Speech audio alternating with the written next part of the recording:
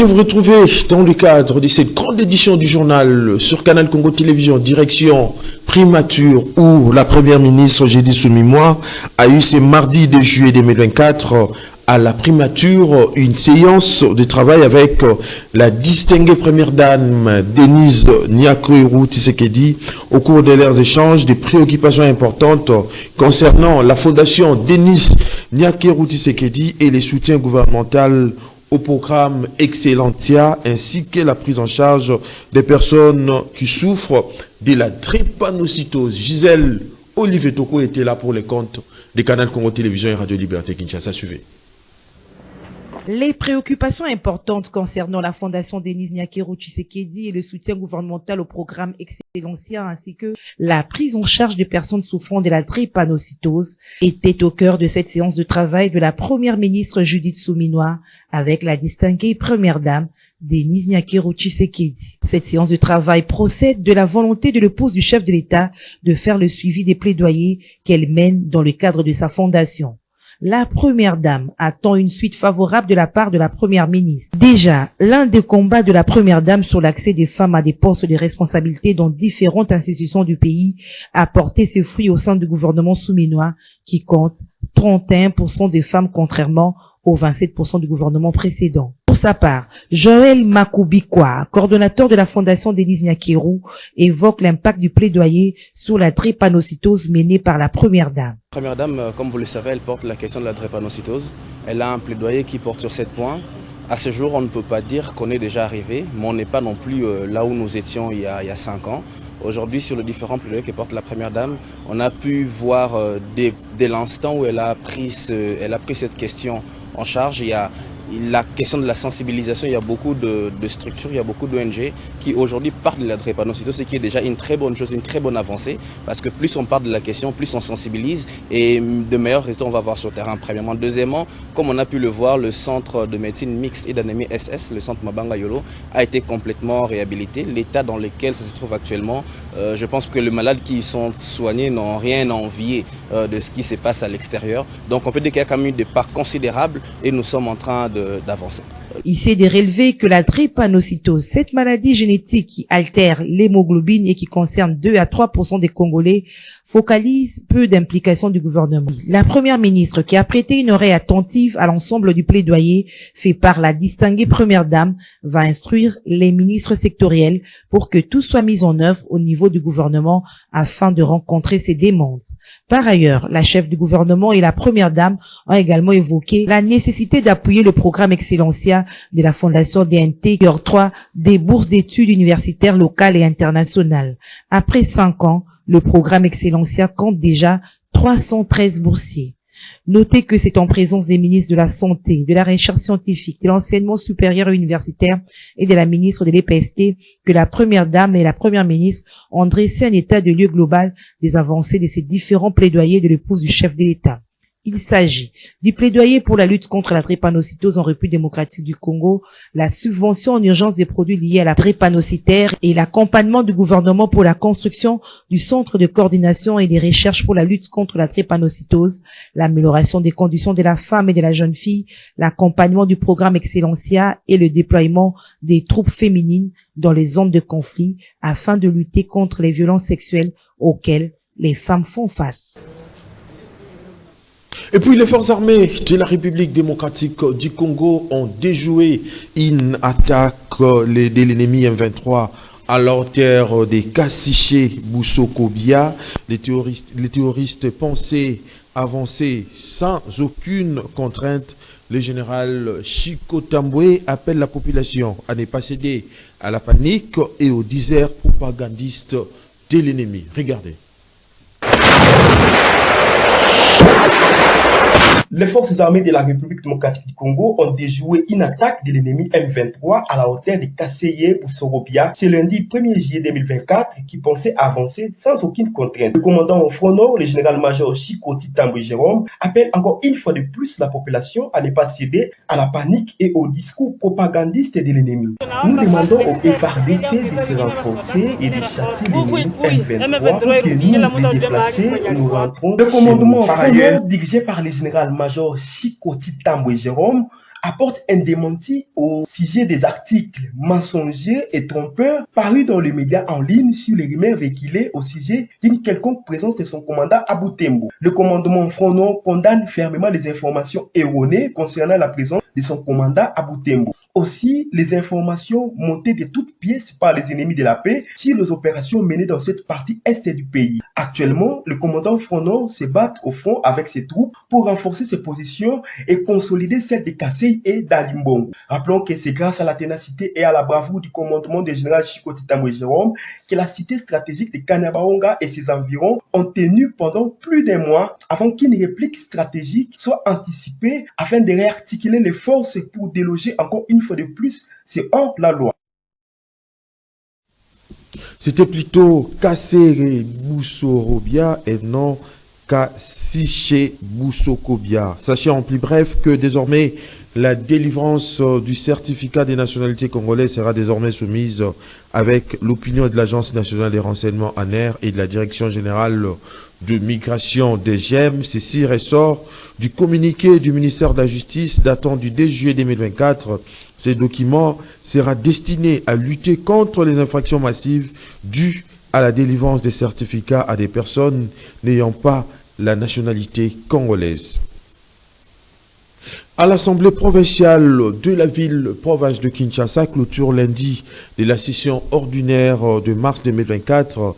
Ainsi, le président de l'organe délibérant de la ville-province de Kinshasa a dans son discours condamné la tentative de coup d'État manqué déjouée le 15 mars 2024 dernier et salué le travail parlementaire de la session de mars. Les points avec Maxime Akabou.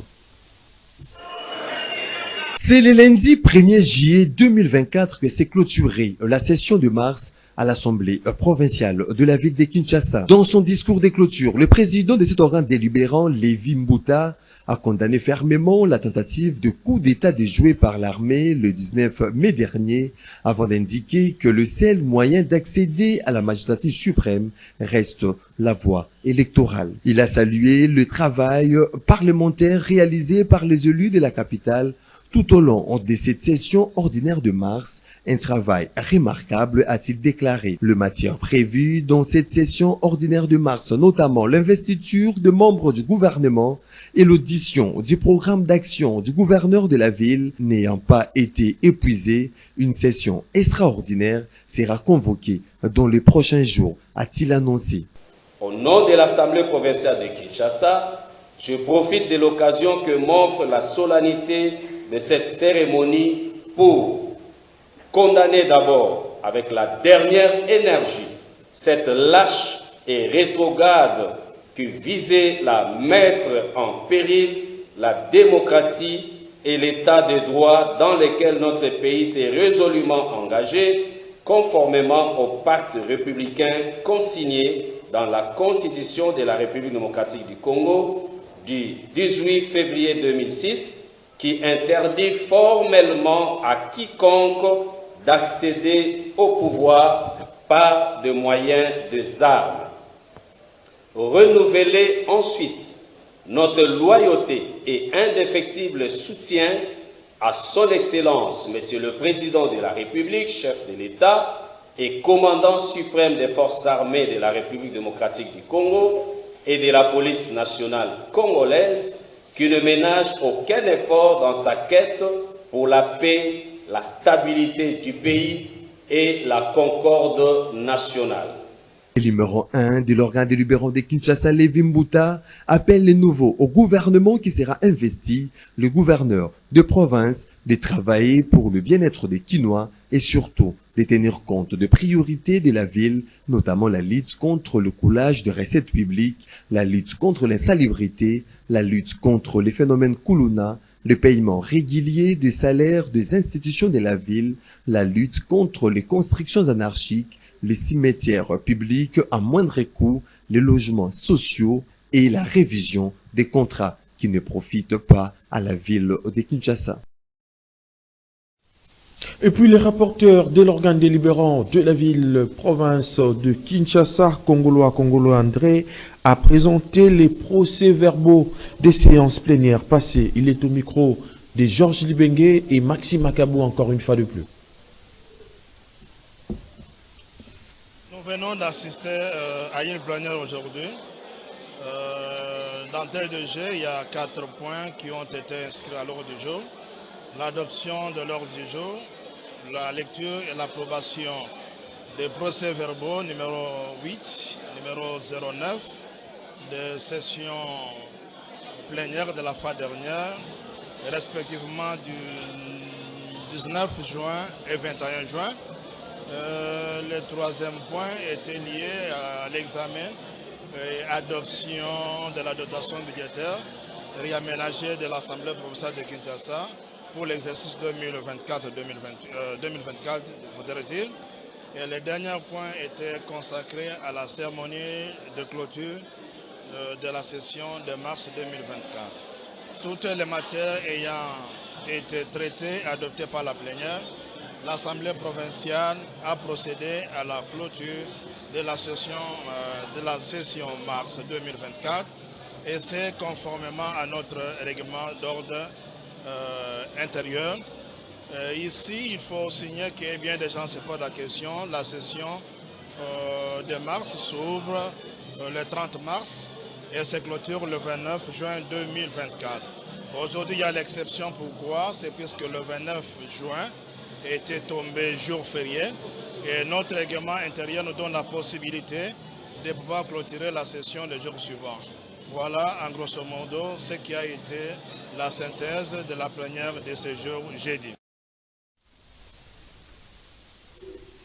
Et puis, dans une note d'information et d'orientation adressée notamment aux coordonnateurs provinciaux de l'hygiène aux frontières et au secrétaire général à la santé publique et hygiène, le directeur du programme national de l'hygiène aux frontières a informé de la résurgence de cas de Covid-19.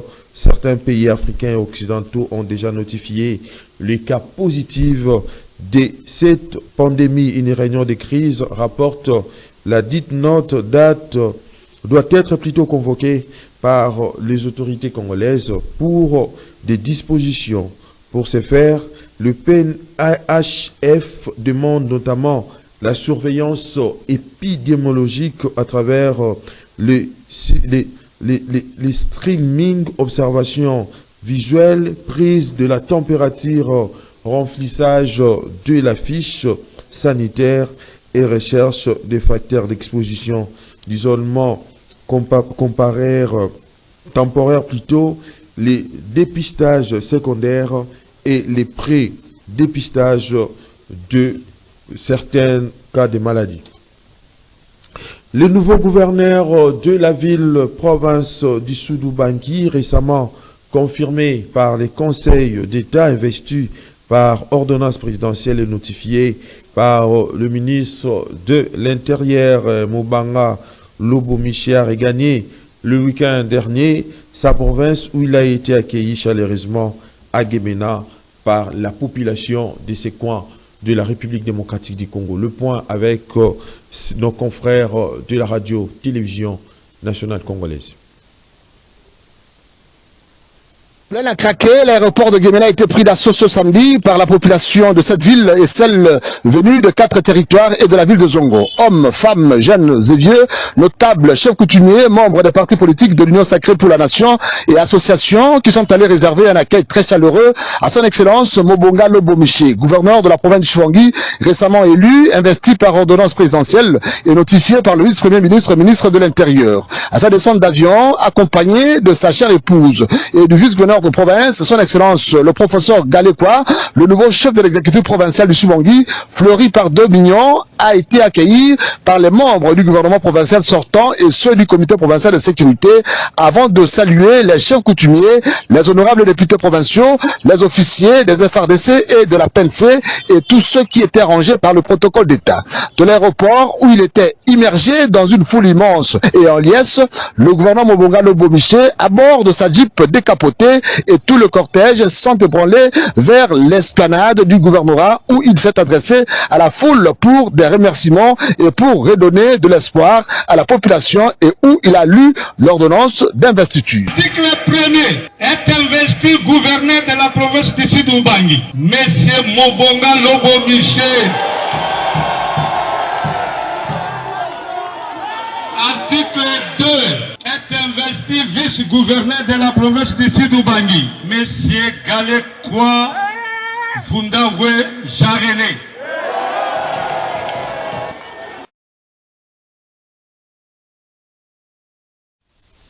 Élection du gouverneur de la province de Maïndombe.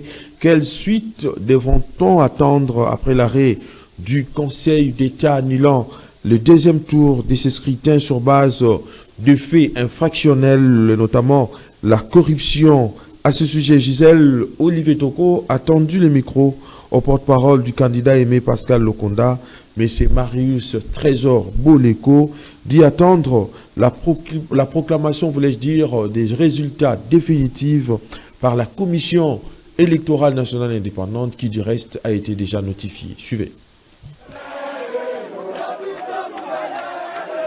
Quelle suite attendre de l'élection du gouverneur de Maïndombe après l'arrêt du Conseil d'État annulant la décision portant publication des résultats provisoires du second tour de l'élection de gouverneur et vice-gouverneur de cette province? À cette question, Marius Trésor Boleko, porte-parole du candidat Aimé Pascal Mongo Lokonda, d'indiquer qu'il reste qu'à la CENI, qui du reste a déjà été notifié, de proclamer les résultats définitifs. Le deuxième tour de l'élection du gouverneur de Maïndombe avait été annulé sur base, n'est-ce pas, de faits infractionnels, notamment la corruption, la fraude, les violences, liées aux séquestrations des députés, et ce qui a fait finalement que c'est de la matière pénale, ainsi que le Conseil d'État, n'est-ce pas, qui est la cour administrative, qui est en charge, n'est-ce pas, cette question, a annulé carrément l'élection du deuxième tour, proclamant le candidat Kevani. Alors maintenant, le plus important, comme vous voulez poser la question, c'est la suite. Et la suite, elle ne se fait pas attendre.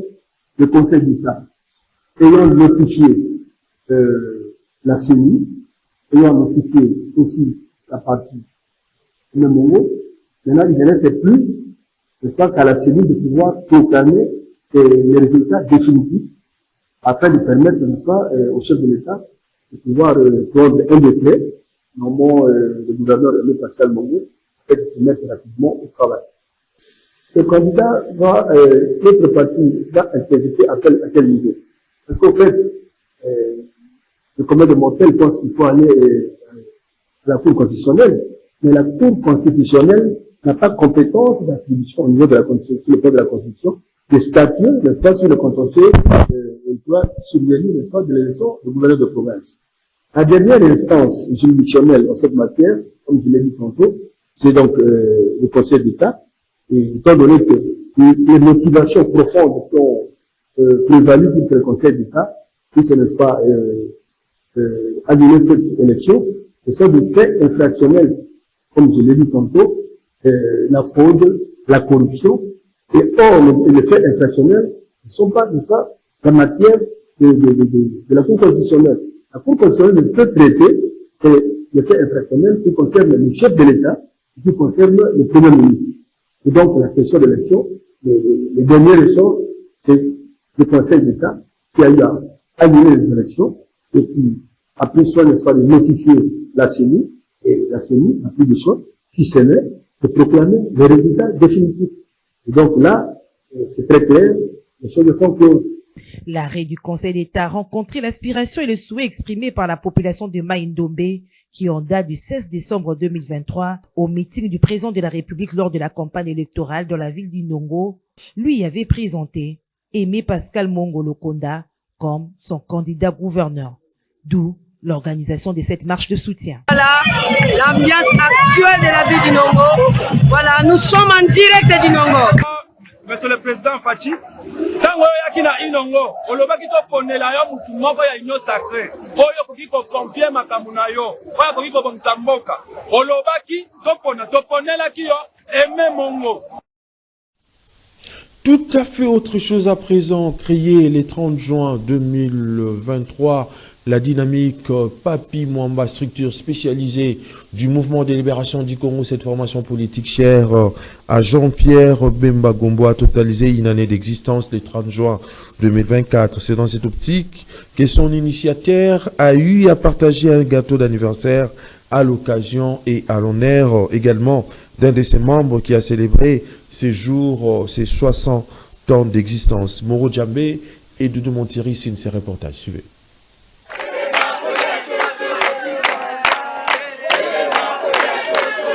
C'est au siège de la Fédération de Lukunga 2 du Mouvement de libération du Congo, situé sur l'avenue Okito, quartier Pigeon, dans la commune de Ngaliema, que la dynamique Papi Mwamba, structure spécialisée du MLC, a célébré sa première année d'existence le 30 juin 2024. C'était en présence des membres de cette fédération que préside le président fédéral Sitomo Ndombele, venu soutenir et encourager l'initiateur de cette ASBEL pour le travail remarquable qu'il a abattu dans ce coin de la capitale en seulement une année. Il faut rappeler que cette célébration a coïncidé avec le 60e anniversaire de naissance d'un des membres de cette dynamique. C'est dans ce cadre qu'un gâteau de famille a été partagé pour la circonstance. Papi Mwamba, initiateur de la dynamique qui porte son nom, n'a pas manqué de placer un mot pour la circonstance. De notre pays, j'ai mobilisé mon comité avec lequel je travaille. Nous sommes descendus sur le terrain, nous avons visité une avenue qui était trop sale. Nous sommes descendus avec un lot de sacs, avec les sacs poubelles, parce que c'est aussi une affaire pédagogique. Nous devions éduquer la masse. Nous sommes descendus sur le terrain, nous avons montré aux gens que nous devons assainir les milieux dans lesquels nous vivons. Ce n'est pas seulement le président de la République qui peut descendre sur le terrain, ce n'est pas seulement le gouverneur qui peut descendre sur le terrain. Mais nous, en tant que population, nous pouvons quand même prendre soin des milieux dans lesquels nous vivons. Nous sommes descendus, nous avons prêché par l'exemple en amenant au moins certains équipements pour le salongo. Nous avons amené les sachets et nous avons mis les poubelles et nous avons fait quand même quelque chose. Voilà, et ce soir, nous nous retrouvons ici ensemble avec le comité qui est restreint pour essayer de réfléchir et voir comment nous allons fixer les orientations pour les prochaines séances à venir. Bien avant cela, Papi Mwamba et quelques membres de sa dynamique ont procédé à l'assainissement de l'environnement ou et implanté leur organisation environnement pollué par des déchets plastiques. C'est là, dans le but de le rendre salubre et rayonnant, une façon pour eux d'attirer de nombreux adhérents au sein de la dynamique Papi Mwamba et au sein du mouvement de libération du Congo. Dans la province du Lualaba, une session de formation à la sécurité a été organisée à l'intention des employés de Lualaba. Question de renforcer le respect de la vie humaine et de la préserver le plus tôt possible. Suivez. Lualaba Cooper Smelter SAS a organisé au cours de ce mois dédié à la sécurité une session de formation de ses agents dans le milieu du travail. Ces sessions de formation a consisté essentiellement à l'apprentissage de la sécurité et la prévention des accidents, à la pratique des exercices de première urgence, à l'entraînement pour faire face à toute éventualité pour la standardisation des opérations. Cette formation, d'après les dirigeants de Lualaba Cooper Smelter SAS, permettra aux employés de travailler dans la stricte conformité des normes en vigueur. L'apprentissage des mesures d'urgence pendant ce mois dédié à la sécurité au sein de l'entreprise permet à chaque employé de se protéger dans le moment critique. La sécurité est comme la lumière qui éclaire la route. L'urgence est comme un bouclier qui protège les ponts de la vie. Tout le monde parle de sécurité, tout le monde doit savoir intervenir en cas d'urgence. Tel est le serment, mais aussi la mission de Lualaba Cooper Smelter SAS auprès de ses employés.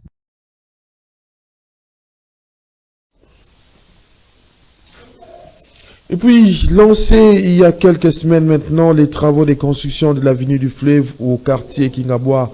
Nous sommes là, dans la commune de Limete, avance normalement. C'est un constat établi par Junior Bolapa.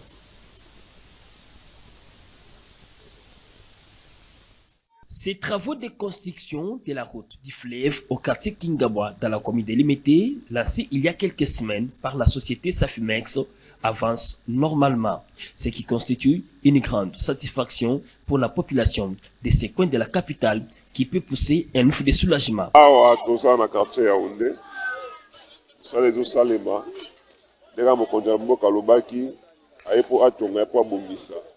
Obi ke Kingabwa c'est pour la première fois tout le monde a makadam ekota na kati ya bakartier. On tika ozala te, yende ngazana ibage no ana njukola biso ba Congolais. Il faut ça marambo o biso ba Congolais to kobeta maboko pe to kofani tena ngone pour na libela. Donc on to sepela tout le monde déjà ka okete bien, ali rezo que était bon. Et puis te souhaiter bonne chance na maman premier ministre na biso. Passa la boussala qui toque au peuple à sepela. Donc cette avenue du fleuve mène jusqu'à la route principale des poids lourds dans la commune délimitée. Mesdames et messieurs, voilà qui met fin à cette grande édition du journal sur Canal Congo Télévision, coordonnée par Gisèle Olivier Toko, réalisée par Bruno Nziga. La prise de vue a été assurée par Georges Ilbengue en l'ernant ainsi qu'au concours rédactionnel de Canal Congo Télévision. Je vous dis donc merci de l'avoir suivi avec le même plaisir et les mêmes désirs. Mais d'ici là, portez-vous bien et bonne suite de programme sur Canal Congo Télévision. Les prochains rendez-vous est donc pris pour demain. Merci.